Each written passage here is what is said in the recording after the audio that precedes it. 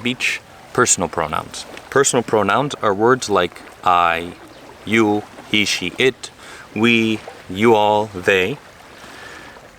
And what they do is they show who's doing the action. I walk, I'm doing the walking. You walk, you're doing the walking. He, she, it walks. He, she, or it is doing the walking. Those are personal pronouns. In Greek, they look like this. I is εγώ, from which we get the English word ego. Someone has a big ego. They have a big εγώ, a big I. You is εσύ.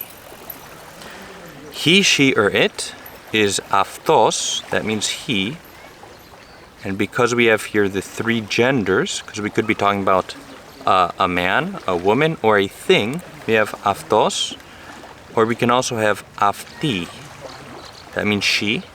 And we have αυτό. That means it. And then we have we. We is εμείς. Then we have you all / you. Why do I say / you?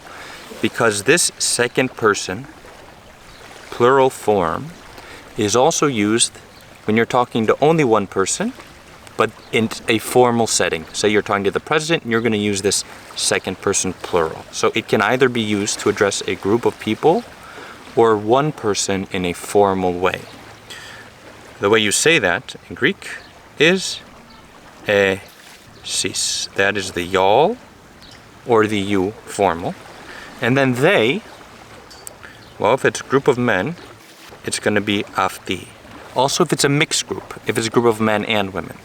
If it's a group of only women, the they is going to be αυτές, epsilon sigma. If it's a group of things, they is going to be αυτά. So those are the personal pronouns. They tell the person that is doing the verb. Is it first person, second person, third person? And is it singular or is it plural? Now, our verb today that we're going to look at is the verb to be. The verb to be is technically in the present active indicative. What's that? Well, the present is the tense. It's talking about I am right now, not I was yesterday or I will be tomorrow. Present tense. It's the active is the voice. We'll talk about that in the future. The indicative is called the mood, and we will also talk about that in the future. So right now, all you have to know is this verb to be, we're talking about right now. I am, in Greek, is written like this. Είμαι, I am. You are, in Greek, is written like this. Είσαι. Ωραία. Ο παλιατζής. The παλιατζής means the guy who comes around and collects old stuff. So if you have an old fence or an old hot water heater or something in Greece, instead of lugging it yourself somewhere, there's people who will collect it for you. So, where were we? The verb είμαι, I am. You are is είσαι. He, she, or it is είναι, epsilon iota ni alpha iota. The verb we are is είμαστε. The verb y'all are, or you are in a formal sense, is είστε, epsilon iota sigma tav epsilon. Now there's also an alternative form. When you're first learning Greek, just learn one, the easiest one to remember, whatever it is, whichever it is, and then you'll learn the other one eventually. Είσαστε is an alternative form of y'all are, and then they are is είναι. Let's make just a couple of observations. In the first person, we see a me. A me. In the first person singular, είμαι. We also see a me in the first person plural, είμαστε. So we can remember here that in this verb, the me means me or us, if it's more than one of us. In the second person singular, we see a sigma, είσαι. Well, guess what? In the second person plural, we see more sigma, είστε, and In the alternative form, even more sigmas, είσαστε. And then, perhaps most interesting and most convenient, is the third person singular, he, she, or it is actually identical to the third person plural. They are. So that's the verb είμαι. Now, our next point here is that because in modern Greek the conjugations are complete, that is, for every subject you have essentially a unique form, you don't actually need to include the personal pronouns as we do in English. What do I mean? In English, if I say this, are, that's not a complete sentence because we don't know who. Is it they are? Is it you are? Is it we are? We don't know, okay? This, in English, leaves us with a lot of questions. In Greek, είσαι, well, είσαι is a very specific form. It's you singular, are.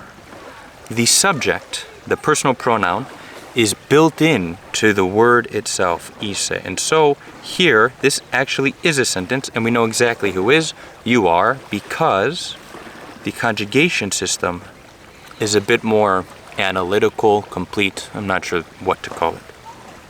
Now, just because we don't need the personal pronoun in Greek doesn't mean that we can't include it. If we want to, we can include it. So we might include it to emphasize who's eating, I'm eating, or you're eating. We might put that word I or you in there. Or maybe to disambiguate.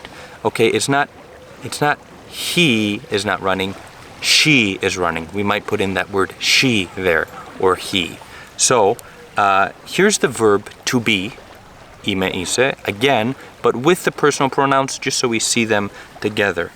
If you can guess this ahead before I write it, good for you. I am, εγώ is I, εγώ, and am, είμαι.